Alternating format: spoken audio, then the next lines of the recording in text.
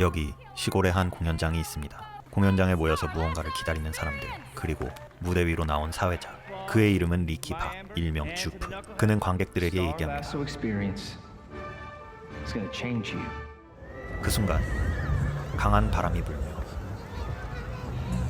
무언가 하늘에서 다가옵니다.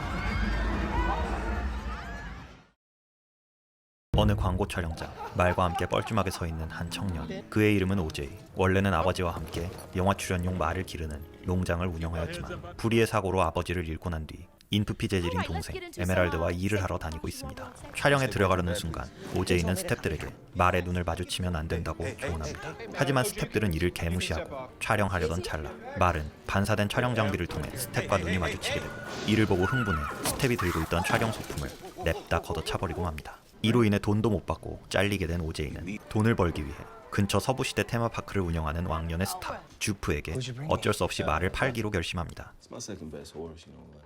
한술 더 뜬 주프는 아예 목장까지 사겠다고 제안하지만 오제이는 거절합니다. 심란해진 두 사람은 집으로 돌아오고 과거를 회상하며 감상에 젖은 두 사람. 갑자기 목장을 탈출한 말 고스트를 잡으러 나갔던 오제이는 하얀 무언가가 하늘을 가로지르는 것을 목격합니다. 그것이 UFO임을 확신한 오제이와 에메랄드는 사비를 털어 UFO를 촬영하기로 결심합니다.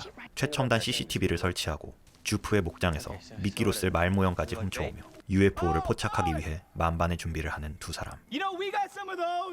그날 밤 외계인 분장을 하고 쳐들어온 주프의 아이들이 목장에 말을 풀어버리고 도망가버린 말을 찾으러 갔던 오제이는 말 모형을 먹어버린 UFO와 마주치게 됩니다. 진짜 말이 아닌 모형을 먹게 되어 빡친 UFO는 말에 탄 오제이를 습격합니다. CCTV를 확인하지만 여러 가지 변수로 첫 번째 촬영 시도는 실패로 끝나게 됩니다. 주프는 자신의 테마파크에서 쇼를 준비하고 있습니다. 사실 그 쇼는 UFO를 불러들이는 쇼였죠. 주프가 말을 사왔던 것은 말을 미끼로 UFO를 길들인 다음 외계인의 모습을 만천하에 공개하기 위함이었습니다.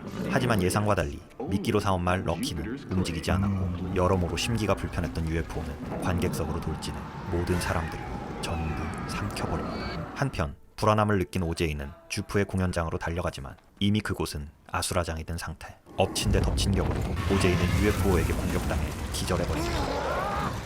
정신을 차린 오제이는 살아남은 말 럭키와 함께 목장으로 돌아가고 에메랄드에게 전화를 걸고 충격적인 진실을 이야기합니다. UFO인 줄 알았던 그것은 사실 우주선이 아니라 정체불명의 동물이라는 것. 그 순간 오제이의 전화는 갑자기 꺼져버리고 세차게 내리던 비가 갑자기 그친 것에 이상함을 느낀 에메랄드는 집 위에 떠있는 UFO, 아니 괴물의 모습을 목격합니다. 마치 자신에게 가짜 말을 먹인 것을 복수라도 하듯 공연장의 관객들과 주프의 가족들을 집 위로 쏟아냅니다. 지옥 같은 밤이 지나 오제이와 에메랄드, 엔젤, 그리고 에메랄드에게 스카웃된 유명 카메라 감독 홀스트까지 모두가 괴물을 포착하기 위해 만반의 준비를 시작하고 통제 불가의 괴물에게 오제이는 자신과 에메랄드가 끝까지 길들이지 못했던 말의 이름인 진 자켓이란 이름을 붙여주며 그들은 결전을 준비합니다. 영화 노분 2022년 8월 17일에 개봉한 겟아웃, 어스와 같은 사회적 차별과 편견에 대한 공포영화로 유명해진 조던 필 감독이 만든 세 번째 공포영화입니다. 이 영화를 관통하는 가장 핵심적인 키워드는 나쁜 기적입니다. 상식적으로 생각할 수 없는 기이한 일이 아주 나쁜 방식으로 다가온 것이죠. 그런 나쁜 기적을 경험한 사람이 바로 오제이와 주프입니다. 오제이는 나중에 UFO의 소행으로 밝혀지는 떨어지는 파편에 죽은 아버지의 사건이 그것이고, 주프는 광분한 침팬지 고르디가 모종의 사건으로 인해 출연자들을 죽이거나 불구로 만들었지만 유일하게 살아남은 사건이 바로 그것입니다. 하지만 나쁜 기적은 두 사람의 인생을 전혀 다른 방향으로 바꿔놓습니다. 오제이는 아버지의 죽음으로 인하여 일자리를 잃고 목장까지 위태로워지자 의기소침해지고 사람들과의 소통을 단절한 채 말에만 신경 쓰는 모습을 보여줍니다. 반면 주프는 그 사건으로 인해 고르디와 교감하고 살아남은 이유가 자신은 선택받은 사람이고 그 때문에 UFO와 같은 통제불능의 또 다른 야수 또한 길들일 수 있다는 광기를 보여줍니다. 이 모습은 소위 나쁜 기적이 발생했을 때 우리가 어떻게 대처하는지에 대한 두 가지 모습을 보여줍니다. 말이나 UFO와 눈을 마주치지 않으려는 오제이의 모습처럼 어떤 사람들은 나에게 다가온 사태를 있는 그대로 받아들입니다. 역설적으로 바라보지 않음을 통해서요.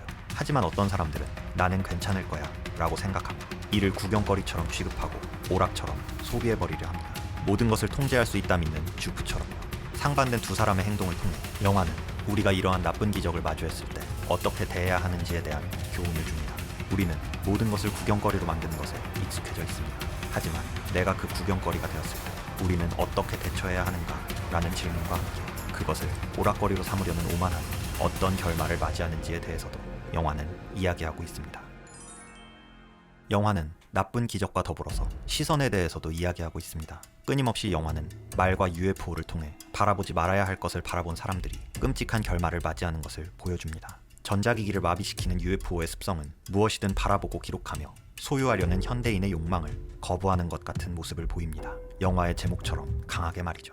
하지만 영화는 또 다른 시선도 보여줍니다. 오제이와 에메랄드를 통해서요. 어릴 때부터 아버지에게 교육받고 말을 길들여온 오제이에 비해 에메랄드는 주목받지 못하고 지켜보기만 하는 인물이었습니다. 하지만 그런 에메랄드에게 믿음을 보여주며 나는 그래도 너를 지켜보고 있어 라는 제스처를 주는 건 오로지 오빠인 오제이뿐이었죠. UFO의 등장과 그것을 촬영해서 유명해지려는 에메랄드의 모습은 단순히 부와 유명세를 노리는 것이 아닌 통제 불가능한 야수를 길들임으로써 세상에게 인정받고 싶어하는 욕망이라 볼 수 있습니다. 오제이 또한 그런 에메랄드의 마음을 이해하듯 UFO에게 그녀가 길들이지 못했던 말 진자켓의 이름을 붙입니다. 결국 에메랄드의 집념은 진자켓을 길들이는 데 성공하고 그것을 모두가 바라보면서 그녀는 결국 인정받게 됩니다. 이처럼 영화는 두 가지 상반된 시선에 대해 이야기합니다. 무분별하게 소유하고 통제하려는 시선은 비판하는 동시에 진정으로 상대방을 바라보고 믿음을 주는 시선이 강력한 힘을 발휘하는지를 말입니다. 에메랄드는 진자켓에게 승리를 거두고 모래바람이 몰아치는 테마파크 너머로 오제이의 모습이 신기루처럼 보입니다. 관객들은 그 모습을 보며 모든 것이 평화롭게 해결이 되었다고 안도하며 영화는 끝이 나게 됩니다. 하지만 어딘가 모르게 슬픈 표정으로 오제이가 아닌 관객들을 바라보는 에메랄드의 모습은 개운치 않은 끝맛을 줍니다. 여기서 우리는 한 가지 의문을 가지게 됩니다.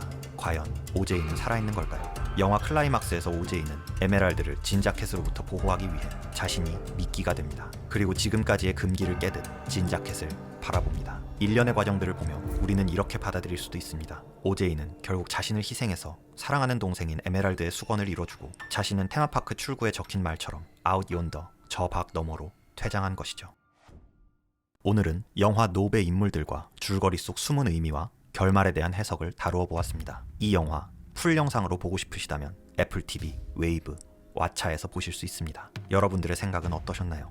해석에 정답은 없습니다. 여러분들의 생각이 모두 정답입니다. 시청해주셔서 감사합니다. 저는 다음 영화로 다시 찾아뵙겠습니다.